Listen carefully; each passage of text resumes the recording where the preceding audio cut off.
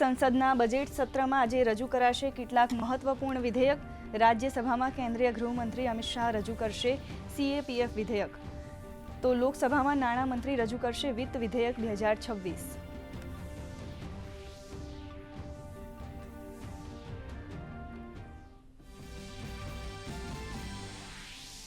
કેન્દ્ર સરકારે commercial LPG ગેસની વધુ 20% ફાળવણીને આપી મંજૂરી.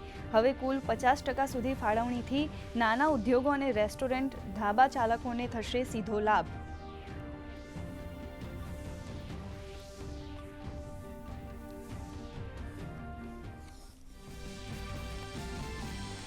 આસામ, કેરળમ અને પુડુચેરી માટે ઉમેદવારી નામાંકન કરવાનો આજે અંતિમ દિવસ. પશ્ચિમ બંગાળમાં ભાજપનો TMC પર આરોપ. TMCના કાર્યકાળમાં બંગાળની હાલત બાંગ્લાદેશ સમાન.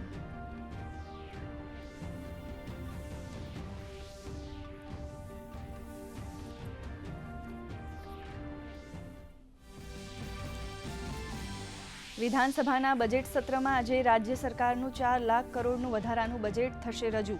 વિવિધ વિભાગોના પ્રશ્નોત્તરી કાળમાં થશે ચર્ચા.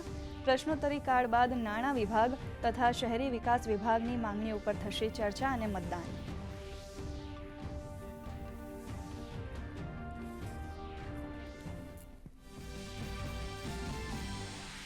રાજ્યમાં આજથી ચણા અને રાયડાની ટેકાના ભાવે ખરીદીનો પ્રારંભ. ચણા માટે 165 અને રાયડા માટે 60 ખરીદ કેન્દ્રો કરાશે કાર્યરત. કુલ 2.96 લાખથી વધુ ખેડૂતોને થશે લાભ.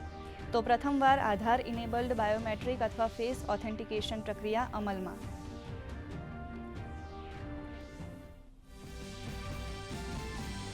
પશ્ચિમ એશિયાના સંઘર્ષ વચ્ચે કાચા તેલની કિંમત પહોંચી $112 પ્રતિ બેરલ. 30 દિવસમાં 56% વધારો. ઈરાની હુમલાઓની વચ્ચે ઇઝરાયેલે શરૂ કર્યા જવાબી હુમલા.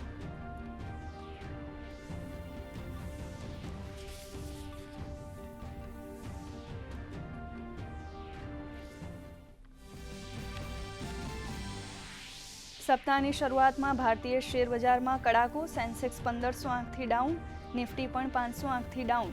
સોના ચાંદીના ભાવમાં ધરખમ ઘટાડો. સોનું ₹6500 તો ચાંદી ₹12000 થયું સસ્તું.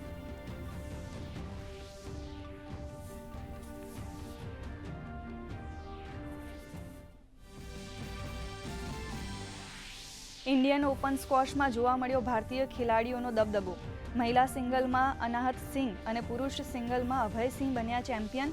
અનાહત વિશ્વના ટોપ 20માં પહોંચનારી સૌથી નાની વયની એશિયન ખેલાડી.